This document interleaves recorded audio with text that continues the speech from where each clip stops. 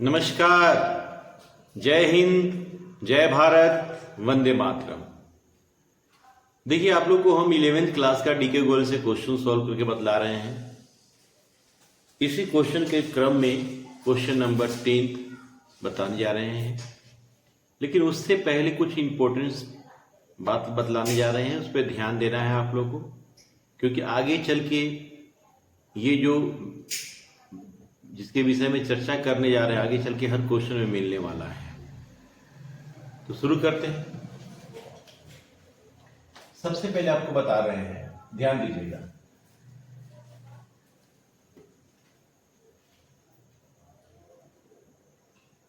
पहला point, if check received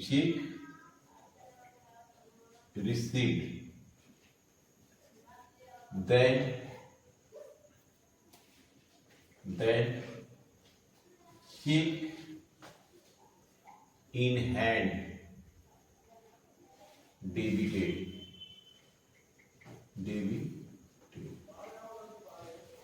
अगर हमें किसी से चेक प्राप्त हो रहा है तो वो रिसीव हो रहा है, तो उसके जगह पे हम लोग चेक इन हैंड को डेबिट करेंगे। चेक इन हैंड डेबिट करेंगे। For example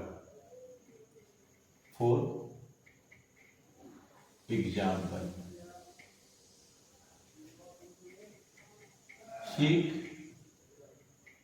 received from Ram ₹10,000। Ram से 10,000 रुपए का चेक प्राप्त हुआ। यहां क्वेश्चन में आप देखें, चेक भी कैश का ही रूप होता है, कैश का ही रूप है चेक। चेक मेरा रियल अकाउंट है, जिसको छू भी सकते हैं, देख भी सकते हैं। राम मेरा पर्सनल अकाउंट है।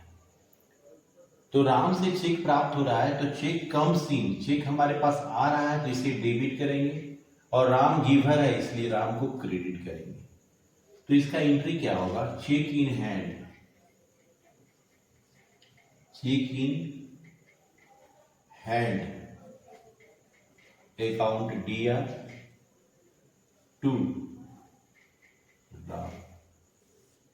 अमाउंट 10,000 डेबिट में, 10,000 क्रेडिट में।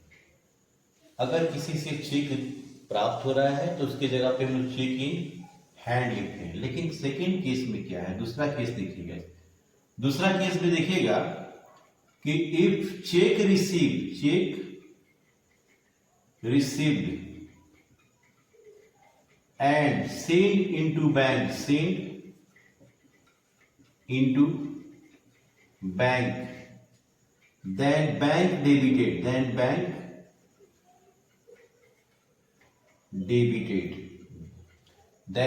debited, देखिए, अगर चेक हमको रिसीव हो रहा है केवल, और चेक रिसीव हुआ और हम अपने पास रख लिए, तो उसके जगह पे चेक इन हैंड लिखेंगे।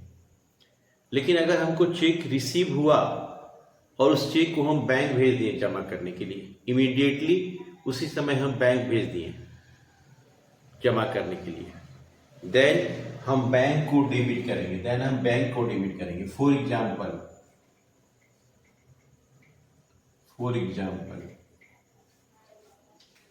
Check received from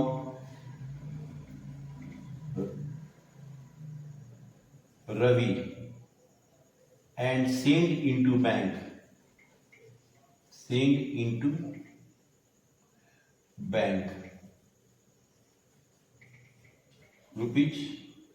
₹15,000। मतलब रवि से चेक प्राप्त हुआ। यहां क्वेश्चन में हम देखेंगे चेक मेरा क्या है? रियल अकाउंट, रवि मेरा पर्सनल अकाउंट है। रवि से चेक प्राप्त हुआ, चेक बैंक भेज दिए, तो यहां पर हम लोग क्या करेंगे? चेक की जगह हम लोग क्या करेंगे? बैंक को डेबिट करेंगे। बैंक अकाउंट DR, और गिवर कौन है? रवि। एक तरह से रिसीवर कौन हो गया? बैंक को डेबिट कर दिए और रवि को क्रेडिट कर दिए 15,000 एंड 15,000। देखिए, फिर से बता रहे हैं, जब हमें किसी से चेक प्राप्त होगा तो उसके जगह पे हमको चेक इन हैंड लिखना है। If cheque receive then check in hand debited. Second case, if check received and sent into bank, then bank debited. तो यहाँ पे क्या हुआ ना, चेक यहाँ पे देन चेक रिसीव हुआ रवि से एंड सेंड इनटू बैंक, और उसको बैंक भेज दिए जमा करने के लिए। तो यहाँ पे एक चेक की जगह हम लोग बैंक को डेबिट करेंगे। यहाँ चेक मिला था लेकिन बैंक नहीं भेजे थे, इसलिए चेक की जगह चेक इन हैंड लिखे। यहाँ चेक मिला और बैंक भेज दिए, इसलिए चेक की जगह हम लोग बैंक लिखे यहाँ पे। अगला केस ध्यान देंगे, ये समझने वाला चीज है, नहीं समझिएगा तो आगे प्रॉब्लम होगा। If cheque paid then bank credited. अगर हम चेक पेड कर रहे हैं तो बैंक को क्रेडिट करेंगे, ठीक है। फॉर एग्जाम्पल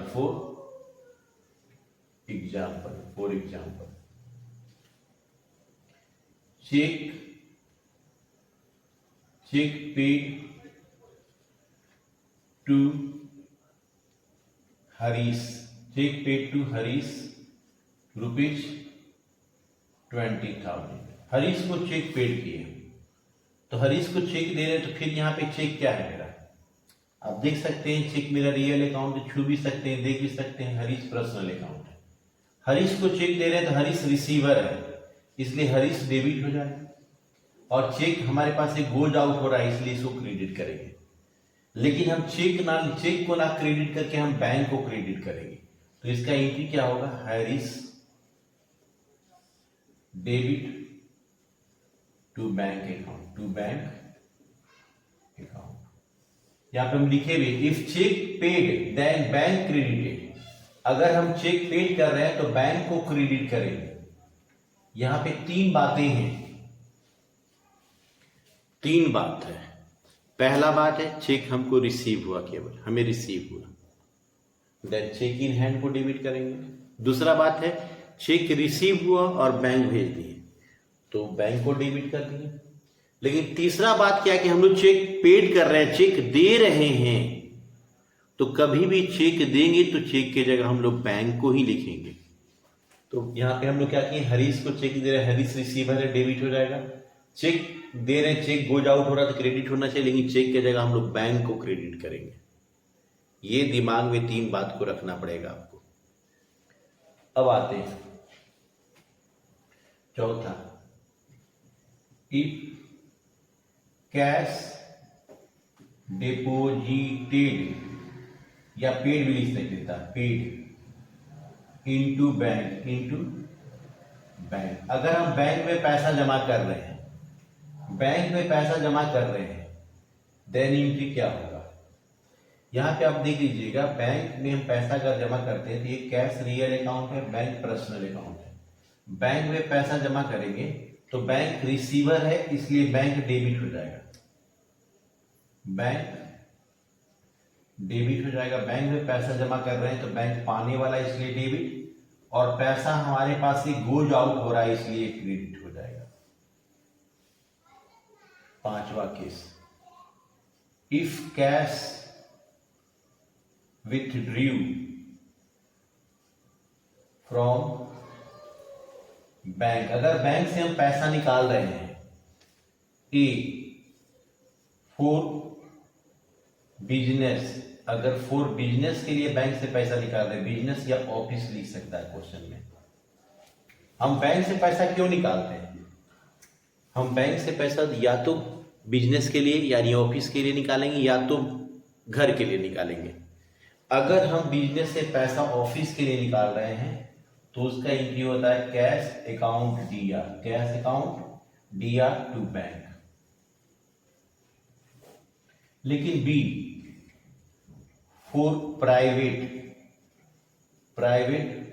और पर्सनल यूज के लिए। अगर प्राइवेट या और ये पर्सनल यूज के लिए अगर बैंक से पैसा निकालते हैं तो उसका एंट्री होता है drawings account DR to bank. Bank से दो कारणों से पैसा निकाला जाता है, या ऑफिस के लिए या तो घर के लिए। ऑफिस के लिए अगर यानी ऑफिस यानी बिजनेस के लिए अगर पैसा निकालते हैं तो उसका एंट्री होगा cash account dear to bank account. लेकिन अगर घर के लिए पैसा निकालते हैं प्राइवेट यूज के लिए तो drawings account dear to bank account. ये कुछ इंपॉर्टेंट बातें थी, इससे जानना आपको जरूरी था, तभी आगे क्वेश्चन समझ में आएगा। देखिए फिर बताते हैं।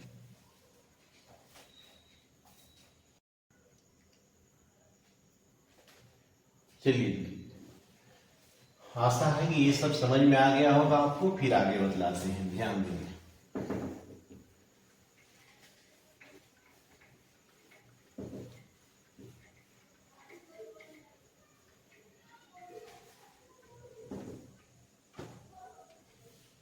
देखिएगा, पहला चीज बतला रहे हैं, ध्यान से समझिएगा। परचेज गुड्स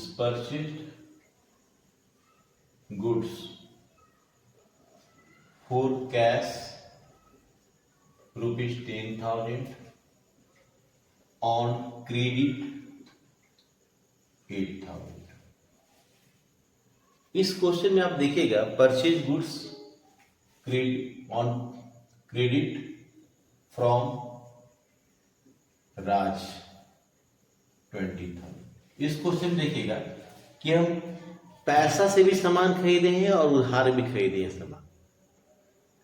तो अगर पैसा से सामान खरीद रहे हैं तो उसका एंट्री क्या हो जाते हैं, purchase account DR, purchase account D R, और पैसा गोज आउट हो रहा है तो टू कैश अकाउंट 10,000 एंड 10,000। अब उधार खरीदे हैं, राज से हम उधार भी खरीदे हैं 20,000 का, तो यहां पे कैश को छोड़ देंगे, इग्नोर करेंगे तो गुड्स और राज आएगा। गुड्स मेरा रियल अकाउंट, राज पर्सनल अकाउंट। तो जब हम उधार खरीद रहे हैं तो उसका एंट्री होगा purchase account DR, purchase account DR to राज,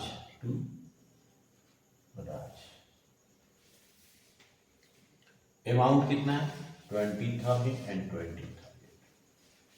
लेकिन अगर ये दोनों एंट्री अगर हमको साथ में करना हो,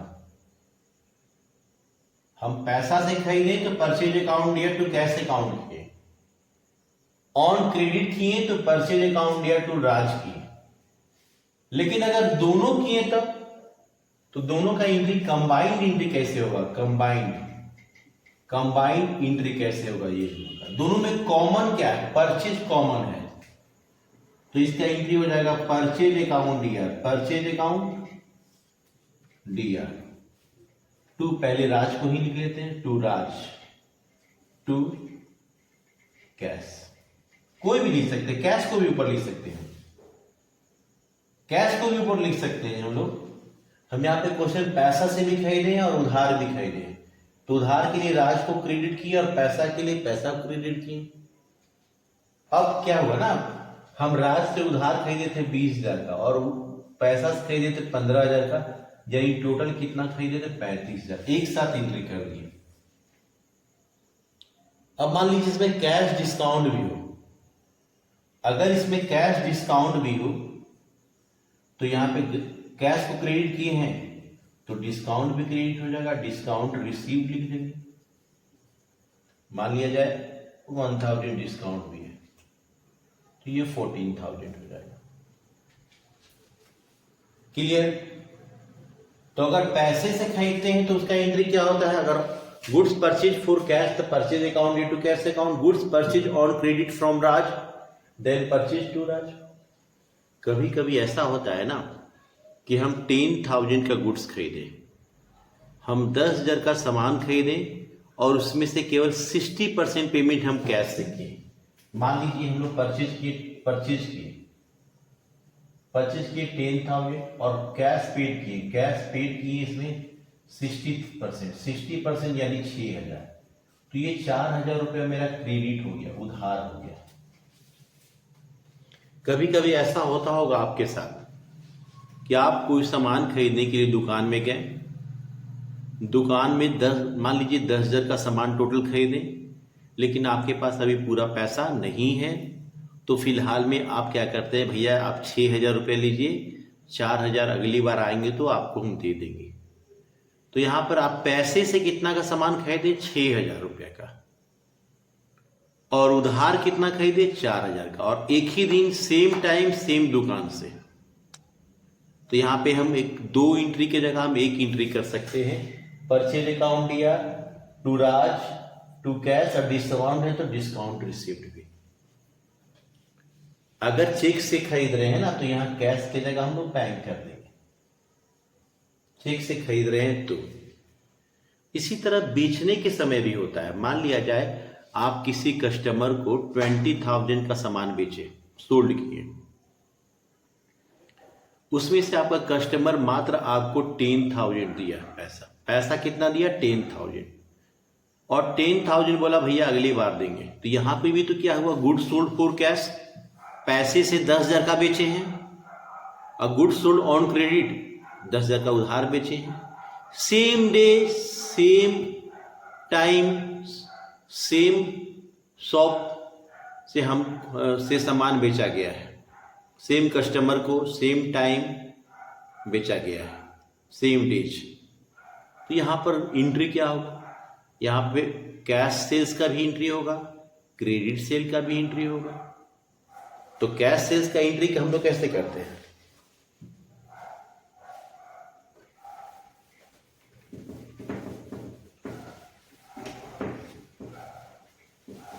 हम लोग कैश सेल्स का एंट्री क्या करते हैं, पैसा आएगा और सामान जाएगा, तो इसका एंट्री कैश अकाउंट दिया टू सेल्स अकाउंट। और उधार बेचते हैं तो क्या एंट्री करते हैं, मान लीजिए जय को बेचेंगे, जय डेबिट टू सेल्स अकाउंट। दोनों चीज बेचे, दोनों एक सेम देते हैं, तो ये 2 एंट्री ना करके एक एंट्री कंबाइंड एंट्री हो जाएगा। कंबाइंड एंट्री कर देंगे। इसका क्या एंट्री करेंगे, दोनों जगह सेल्स क्या हुआ, क्रेडिट हुआ है, कॉमन क्या है सेल्स, तो क्रेडिट होगा। अगर जय है तो पहले नाम को ही लिख दीजिए, जय को डेबिट कर देंगे, फिर कैश अकाउंट भी डेबिट हो जाएगा। अगर डिस्काउंट भी है, कैश डिस्काउंट, तो कैश डेबिट है तो डिस्काउंट भी डेबिट हो जाएगा। डिस्काउंट अलाउड अकाउंट दिया और टू सेल्स अकाउंट। मान लिया जाए कि ये 20,000 है, ये 9,000 है, ये डिस्काउंट 1,000 30,000 रुपया। तो ये क्या होता है ना, सेम डे पे अगर मान लिया जाए हम किसी 100 रुपया का सामान खरीदें और हम उसको 70 रुपया तुरंत दे दिए, तो यहां पे उधार कितना रह गया, क्रेडिट कितना रह गया, 30 रुपया क्रेडिट रह गया, और कैश हम लोग परचेज किए 70 रुपया, तो दोनों एंट्री साथ में करेंगे। उसी तरह बेचने के समय होता है। अब इसी से रिलेटेड क्वेश्चन है क्वेश्चन नंबर 10, जिसको बतलाने जा रहे हैं हम आप लोग को।